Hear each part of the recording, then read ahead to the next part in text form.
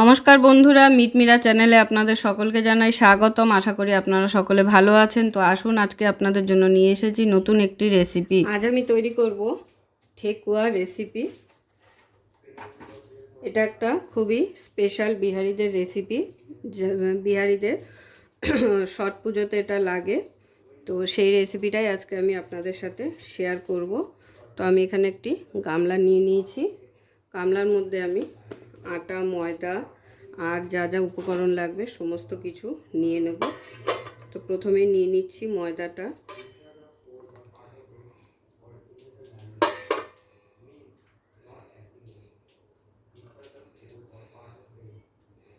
Measuring cup দিয়ে মেপে নিচ্ছি। মেপে নিলে কি হয়, সমস্ত জিনিসের মাপটা একদম পারফেক্ট থাকে। তো সেই কারণে একটু মেপে নিলে সুবিধা হয়। রেসিপিটা কিন্তু অনেকভাবেই করা যায়। শুধু ময়দা দিয়ে করা যায়, আবার শুধু আটা দিয়েও বানানো যায়। ছট পুজোর যে রেসিপি সেটা একদমই শুধুমাত্র আটা আর গুড় দিয়ে তৈরি করা হয়। কোনো রকম ময়দা কিন্তু ওতে পড়ে না।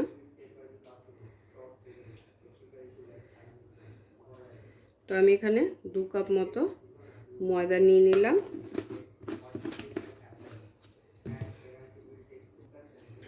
আর দিয়ে দিচ্ছি সঙ্গে 2 কাপ মতো আটা।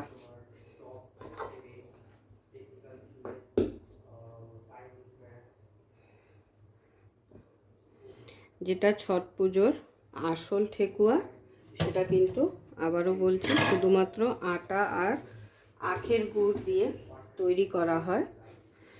আর অনেকেই অনেক রকমভাবে তৈরি করে থাকেন। সেটা শুধুমাত্র এমনি ঘরোয়াভাবে খাওয়ার জন্যও তৈরি করে, কিন্তু যেটা মেন নিয়ম সেটা কিন্তু আটা আর গুড় দিয়েই করা হয়। তো আটা আর ময়দাটাকে খুব ভালো করে একটু মিশিয়ে নিচ্ছি।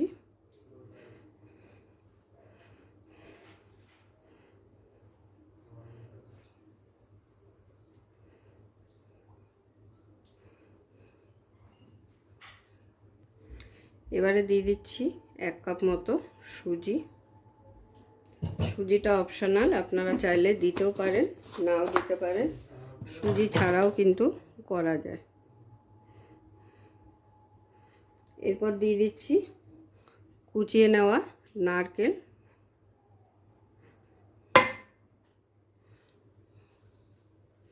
এক কাপ মতোই কিন্তু নারকেল আছে।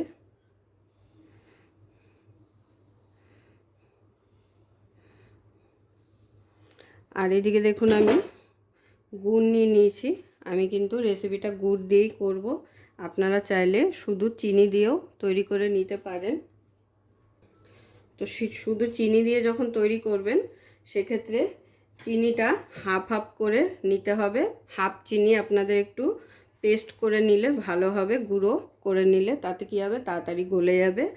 আর কিছুটা চিনি এরকম দানা রাখতে হবে, দানা চিনি রাখতে হবে। এটা দিতে হয় একটু দেখতে সুন্দর লাগার জন্য।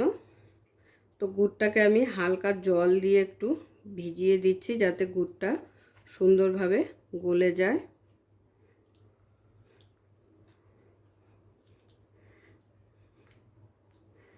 এখানে এটা আমি আখের গুড় নিয়েছি। আমি চিনির পরিমাণটা খুবই সামান্য দেব, আর গুড়টা দেব মিষ্টির জন্য। মেন মিষ্টিটার জন্য আমি গুড় ব্যবহার করব, চিনি ব্যবহার করব না।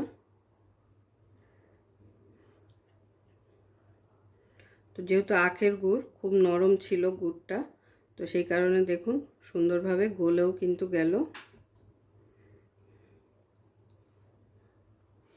তো গুড়টাকে একটু সাইডে রেখে দিচ্ছি। গুড়টাকে জল দিয়ে ভিজিয়ে ভালো করে মিশিয়ে নিয়েছি। এবারে এটাকে আমাদের একটু শুকনো ভালো করে মাখিয়ে নিতে হবে। তো সমস্ত কিছুকে খুব ভালো করে হাত দিয়ে আগে মিশিয়ে নিতে হবে।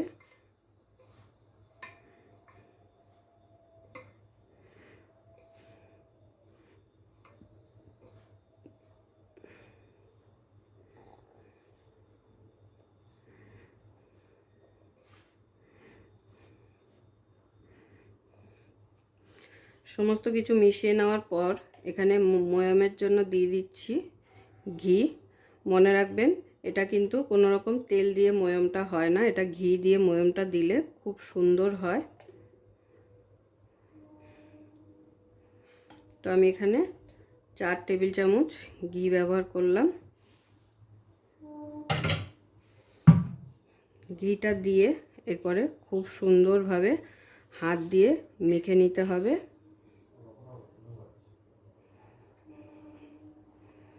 আর মাখাটা যত ভালো হবে আপনার ঠেকুয়া কিন্তু তত স্বাদ হবে আর সুন্দর হবে টেক্সচারগুলো। আর মাখাটা যদি ভালো না হয় তাহলে কিন্তু হবে না।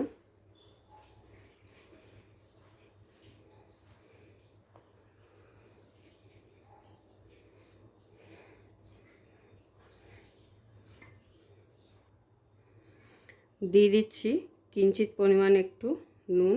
যে কোনো মিষ্টি জিনিসে একটু কিঞ্চিত পরিমাণ নুন না দিলে কিন্তু তার মিষ্টিটা ব্যালেন্স হয় না। তো আমার ঘিটা কিন্তু খুব ভালো করে মেখে নেওয়া হয়ে গেছে। আর ঘিটা ভালো করে মেখে নেওয়া হয়ে গেছে কি করে বুঝবেন সেটাও আপনাদের বলে দেবো।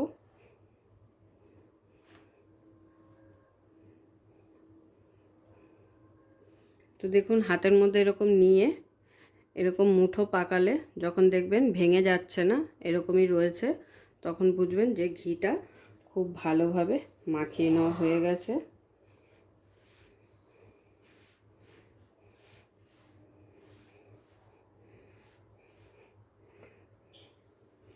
এবারে দিয়ে দিচ্ছি চিনিটা।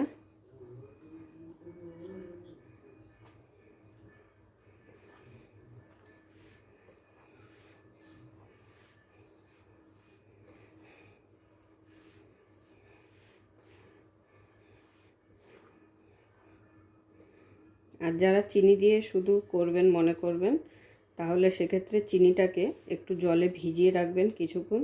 আর সেই জলটা দিয়েই কিন্তু আপনার এই ডোটা মাখা হয়ে যাবে। আলাদা করে জল আর প্রয়োজন হয় না। যদি প্রয়োজন হয় তখন অল্প অল্প ছিটিয়ে ছিটিয়ে দেওয়া যায়। তো চিনিটাকেও খুব ভালো করে মেখে নিয়েছি। এই যে দেখুন মুঠো করার পরে সুন্দর এটা রয়েছে, তার মানে আমার ময়ামটা খুব ভালোভাবে মেখে গেছে। এবারে আমি এই যে গুড়টা এটাই অল্প অল্প দেবো আর মাখবো। জল কিন্তু দেব না আগেই, যদি প্রয়োজন হয় তখন দেব।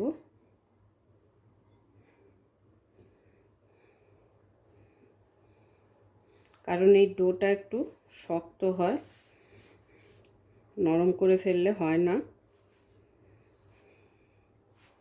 তাহলে দেখুন ডোটা কিন্তু আমার সুন্দর করে মেখে নেওয়া হয়ে গেছে। আর ডোটা কিন্তু এরকম টাইট রাখতে হবে, না হলে আপনার ঠেকুয়াগুলো সুন্দর উঠবে না। এরকম একটু টাইট রাখতে হবে। তো এটাকে আমি খুব ভালো করে মেখে কিন্তু প্রায় 15 মিনিট হয়ে গেছে রেখে দিয়েছিলাম। এবারে আমি ঠেকুয়ার শেপগুলো দিয়ে নেব। তার জন্য অল্প অল্প করে এরকম লেচি কেটে হাতের মধ্যে একটু প্রেস করে নিয়ে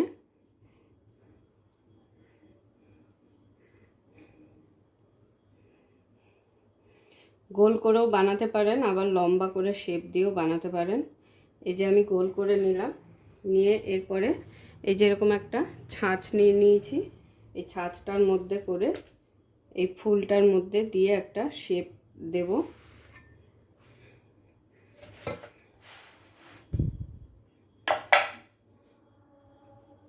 তার আগে আমাদের এই ছাঁচটায় সামান্য একটু ঘি মাখিয়ে নিতে হবে যাতে ঠেকুয়াগুলো সুন্দরভাবে উঠে যায়।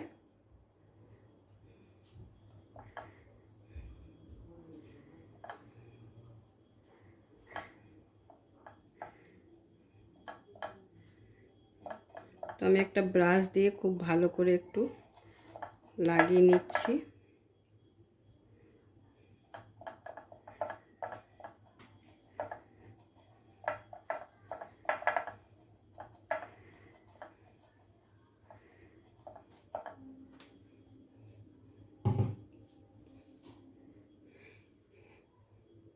এরপরে এরকম গোল করে হালকা একটু হাতে প্রেস করে চেপে নিয়ে এর ওপর রেখে এরকম জোরে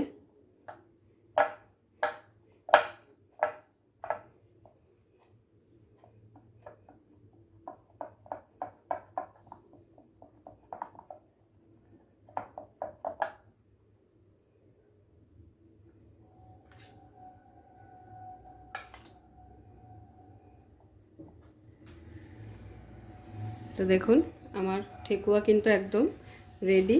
তো এইভাবে প্রতিটা ঠেকুয়া আমি তৈরি করে নেব আগে, তারপরে কিন্তু ভাজবো। আর একটা করে দেখাই, এই পিঠে আর একটা ডিজাইন রয়েছে, এটাও একবার করে দেখিয়ে দিই।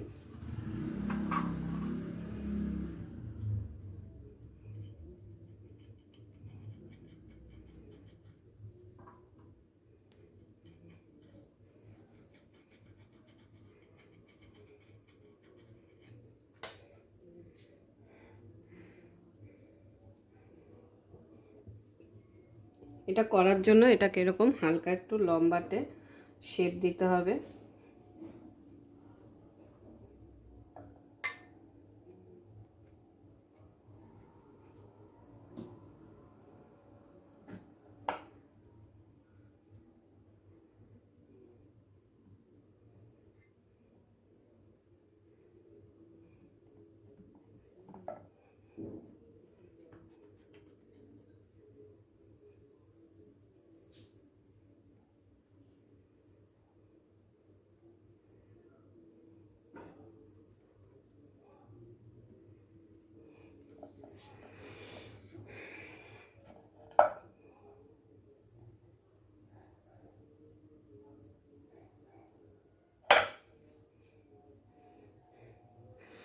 এবারে একটা হাতে তৈরি করে দেখাবো আপনাদের। যাদের এই ছাঁচ না থাকবে তারা হাতে কিভাবে তৈরি করবেন সেটাও কিন্তু খুবই সহজ পদ্ধতি। তো দুটো ডিজাইন আমি ছাঁচের করে দেখালাম, এবারে একটা হাতে তৈরি করে দেখাবো। প্রথমে একটু গোল পাকিয়ে ভালো করে প্রেস করে নিয়ে এইভাবে একটু লম্বা করে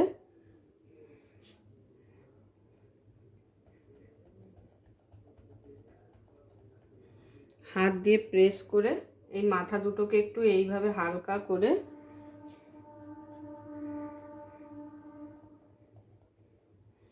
এই মাথার দিকটা একটু সরু করে আর নিচের দিকটা একটু থ্যাবড়ানো করে দিয়ে একটা পাতার শেপ দিয়ে দেখাবো।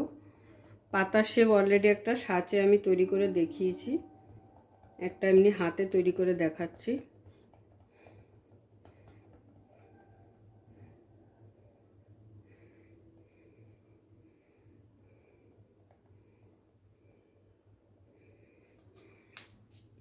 আর একটা ছুরি নিয়েছি, ছুরিটা নিয়ে মাঝ বরাবর এরকম একটু কাট লাগিয়ে দিচ্ছি।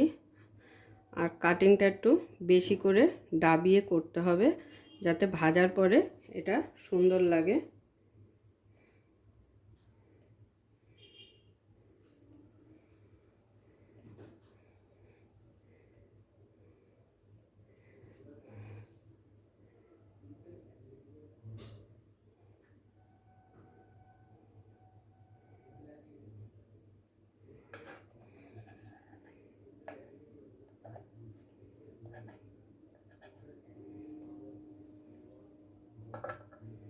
তাহলে দেখুন হাতে কিভাবে তৈরি করবেন সেটাও কিন্তু আপনাদের সাথে শেয়ার করে নিলাম। এবার আমি সমস্ত ঠেকুয়াগুলোকে আগে এইভাবে রেডি করে নেব, তারপরে ভেজে নেব। তো দেখুন আমি এক প্লেটের মতো রেডি করে ফেলেছি। এই যেগুলো দেখতে পাচ্ছেন এগুলো কিন্তু ছাঁচে করেছি, আর এই যে ডিজাইনগুলো কিন্তু আমি হাতে করলাম। এগুলো এইটা আর এই পাতাটা এগুলো কিন্তু আমি হাতে শেপ দিয়ে নিয়েছি। তাহলে চলুন এগুলো আমি একটু ভেজে প্রথমে দেখিয়ে দিই আপনাদের। তো ঠেকুয়াগুলো এবারে ভেজে নেওয়ার জন্য আমি এখানে কড়াই বসিয়ে দিলাম একটা। প্রথমে অল্প কটাই আপনাদের ভেজে দেখিয়ে দিচ্ছি।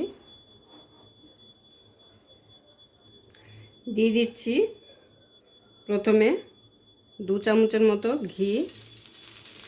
পুরোটা ঘিয়ে ভাজবো না, যেটা ছট পুজোর জন্য মেনলি প্রসাদ হিসেবে তৈরি করা হয়, সেটা কিন্তু পুরো ঘিয়েই তৈরি করা হয়। এটা যেহেতু আমি এমনি নর্মালি ঘরে খাওয়ার জন্য তৈরি করছি, তো সেই কারণে অল্প 2 চামচের মতো ঘি নিয়ে নিলাম, যাতে ঘিয়ের ফ্লেভারটা আসে।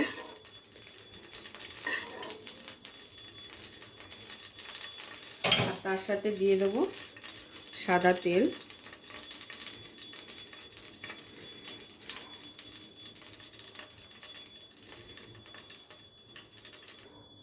আর একটা কথা বলবো, যেটা হলো তেল কিন্তু খুব বেশি ধোয়া ওঠা গরম করে তারপরে এগুলো ছাড়া যাবে না। হালকা গরম হলে তারপরে কিন্তু ঠেকুয়াগুলো লো টু মিডিয়াম আঁচ রেখে ছেড়ে দিতে হবে।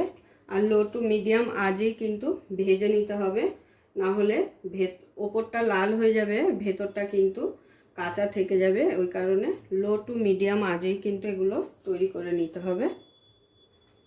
আমি একটু ট্রাই করে দেখিয়ে দিই আপনাদের। এই যে একটু সামান্য বুন্দি নিয়ে তেলের মধ্যে ফেলে দেখিয়ে দিচ্ছি। এই যে দেখুন হালকা হালকা বুলবুলি উঠছে, তার মানে তেলটা হালকা গরম হয়েছে। এই অবস্থাতে কিন্তু ছাড়তে হবে, খুব বেশি ধোয়া ওঠা গরমে কিন্তু ছাড়া যাবে না, তাহলে ভেঙে যাওয়ার সম্ভাবনা থাকে।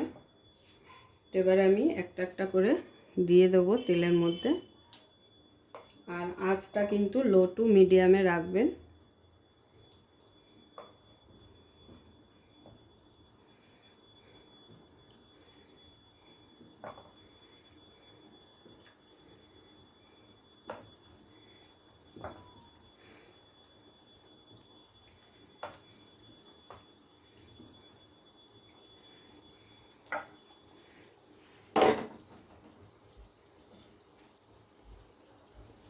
তো দেখে আশা করি বুঝতেই পারছেন তেলের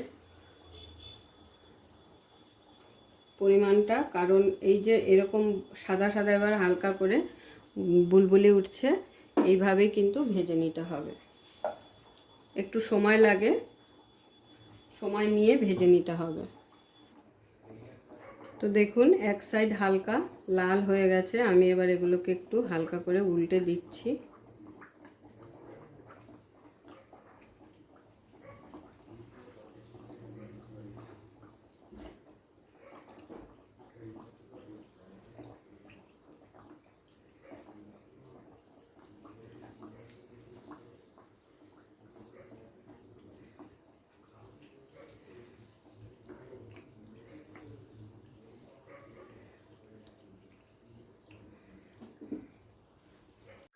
তো দেখুন আমার দু পিটি কিন্তু খুব ভালো করে ভেজে নেওয়া হয়ে গেছে।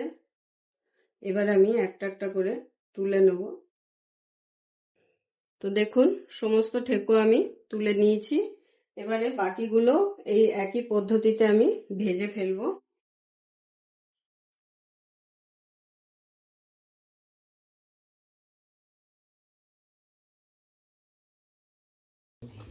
ভিডিওটা শুরুতেই অনেকেই হয়তো ভাবছেন যে আমি কীরকম ধরনের ঠেকুয়া বানাচ্ছি, কারণ এর মধ্যে আমি কোনো মৌরি আর এলাচের গুঁড়ো দিইনি।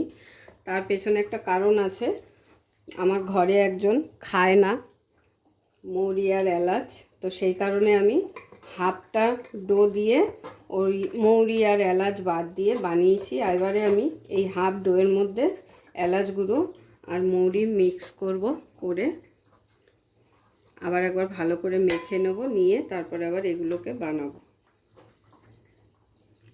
তো দিয়ে দিলাম এলাচের গুঁড়ো,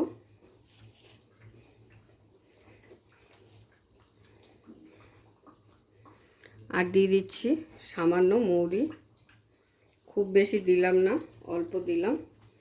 এবার এটাকে একটু ভালো করে মেখে নেব।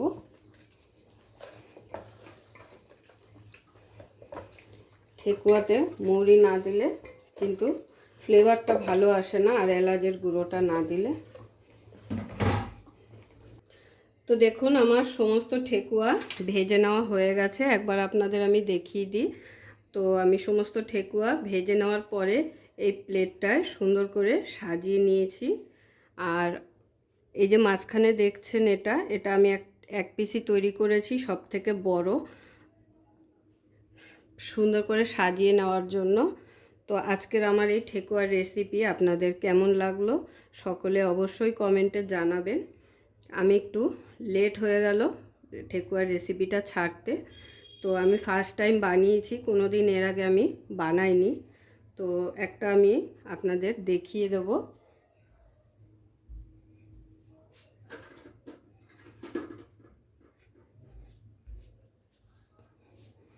এটা একটু আমি আওয়াজ করে দেখিয়ে দিচ্ছি। তো আওয়াজটা শুনে বুঝতেই পারছেন যে কতটা খাস্তা হয়েছে। আর এটা একটা আমি ভেঙে দেখিয়ে দিচ্ছি।